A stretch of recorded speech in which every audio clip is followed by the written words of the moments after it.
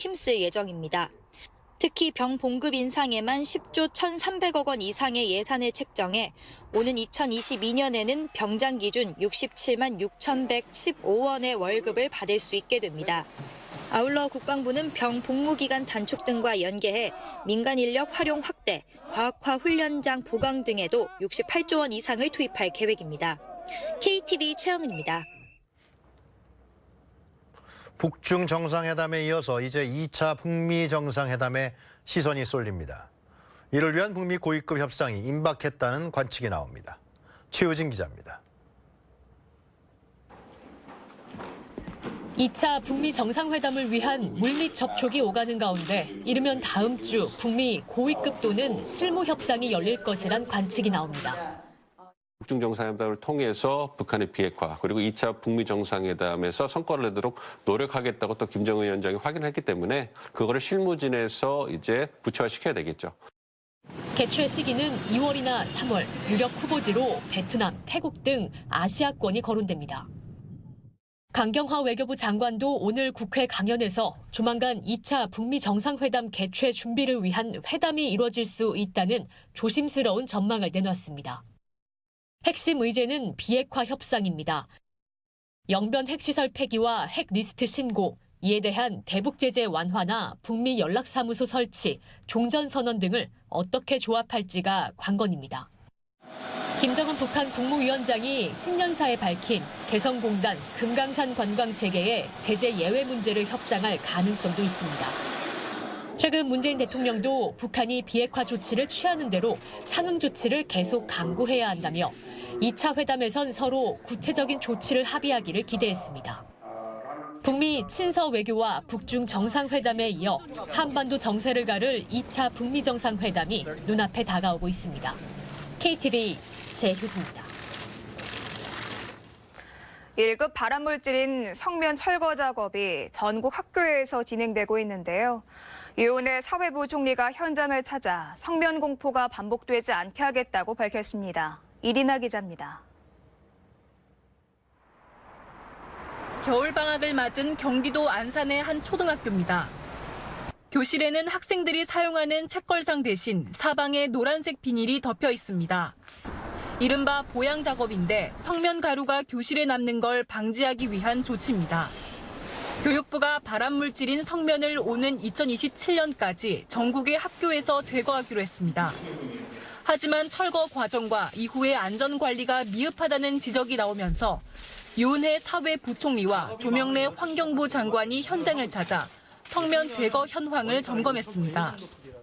그동안 해야 되고 업체가 한정돼 있고 그래가지고 사실 공기를 지키기가 쉽지는 않은데 가능하면 이제 그래도 빠른 시일 내에 학교 훈련부터 제거하려고 이렇게 하고 있습니다. 또 폐기물 처리부터 감리단과 모니터링단의 활동에 대해서도 꼼꼼히 확인하며 허술한 부분은 없는지 살폈습니다. 이어 학계 전문가와 학부모 등이 모인 가운데 간담회를 열어 성면 제거 작업에 보완해야 할 부분은 없는지 이야기를 나눴습니다. 여전히 아직도 많은 학교가 성면이 여전히 남아있고 또 여전히 앞으로도 계속 해체를 지금 해야 되는데 그 과정에서 그 안전 문제라든가 특히 그 성면의 잔전물의 어떤 처리 문제가 여전히 아직 남아 있습니다. 전문가 분들께서 좋은 의견 주시면 저희 정책에 반영을 하고 우리가 교육부를 도와서 참석자들은 감리단과 모니터링단의 전문성 제고와 철거 과정에서의 소통 강화를 당부했습니다. 실제 현장에서 보니까 약간 감리나 그다음에 제거업체 그리고 학교 같이 뛰고 있는데 소통이 약간 부재가 좀 많이 느껴지는 것 같아요. 그러니까 그런 부분들을 보완할 수 있도록 조금 더 신경을 써주셨으면 하는 바람이 있습니다. 교육부와 환경부는 간담회에서 나온 의견을 적극 검토해 성면 철거 공사의 문제점과 제도를 보완해 나가겠다고 밝혔습니다. KTV 이리나입니다. 김부겸 행정안전부 장관이 경북 지역을 방문해 소상공인들의 목소리를 들었습니다. 김 장관은 정책이 지역 현장에 밀착하게 만들겠다고 약속했습니다. 신국진 기자입니다.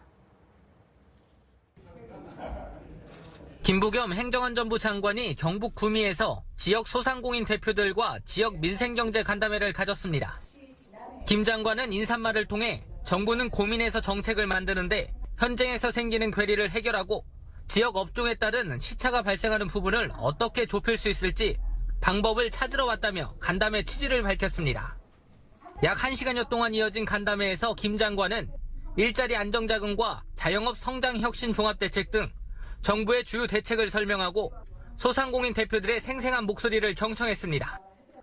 그러면서 정부가 구미를 비롯한 지역 거점을 살리기 위해 조만간 중소벤처기업부 등 유관 기업들이 순차적으로 방문해 정부의 정책이 지역 현장에 밀착되도록 하겠다고 약속했습니다.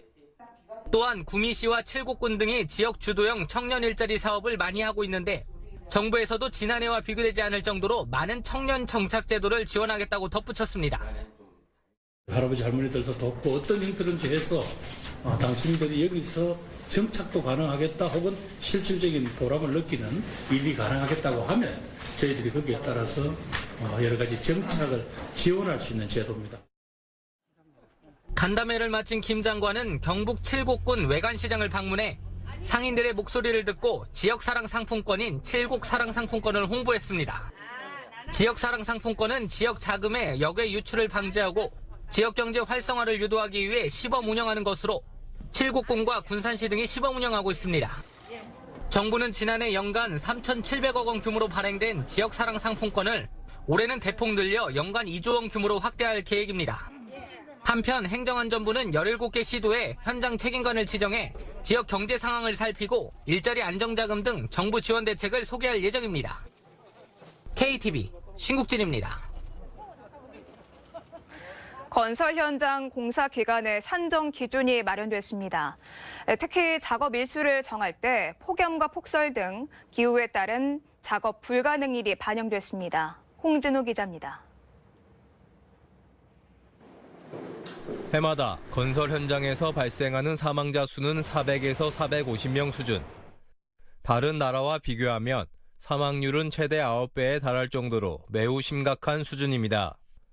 빡빡한 공사 기간과 준공일 준수 압박에 따른 밤샘 작업 등으로 근로자가 충분한 휴식 시간을 갖지 못하는 게 사고 원인 중에 하나로 꼽힙니다.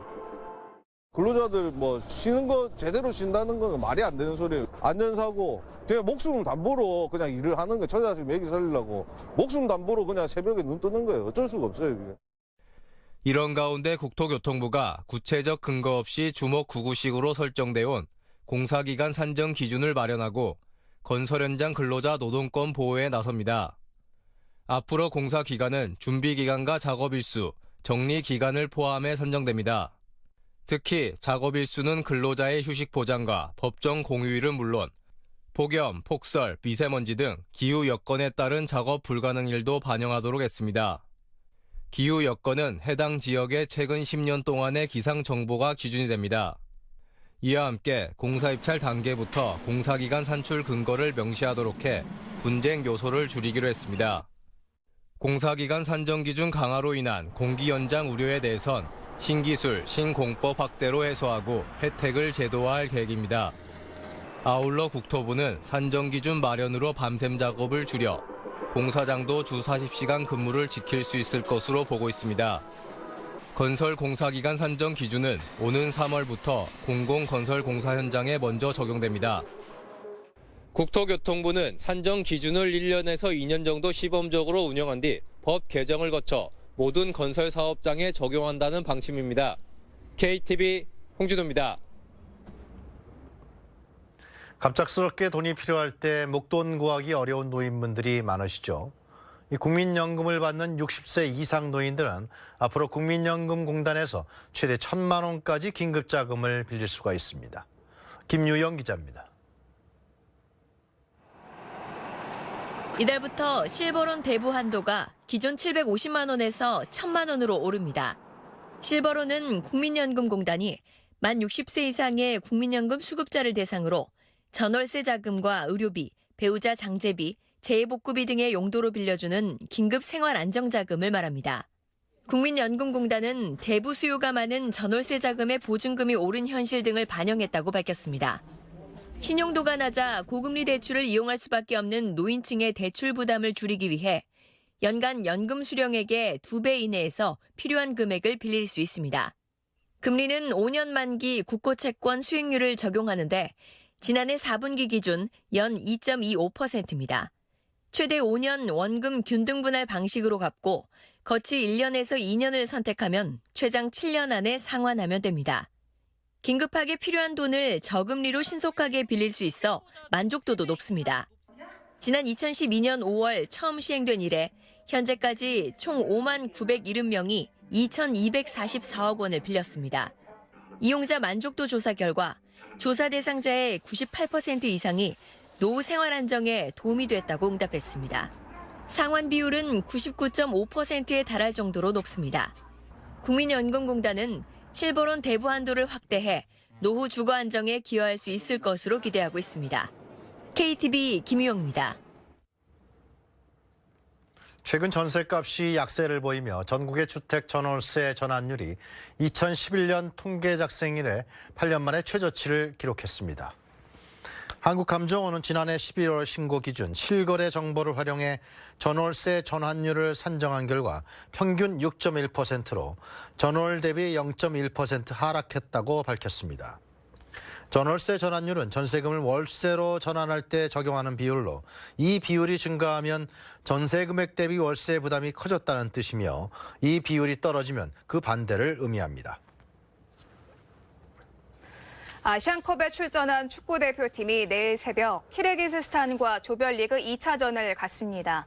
이번 경기에서 승리하면 16강 진출이 확실해집니다. 문기혁 기자입니다.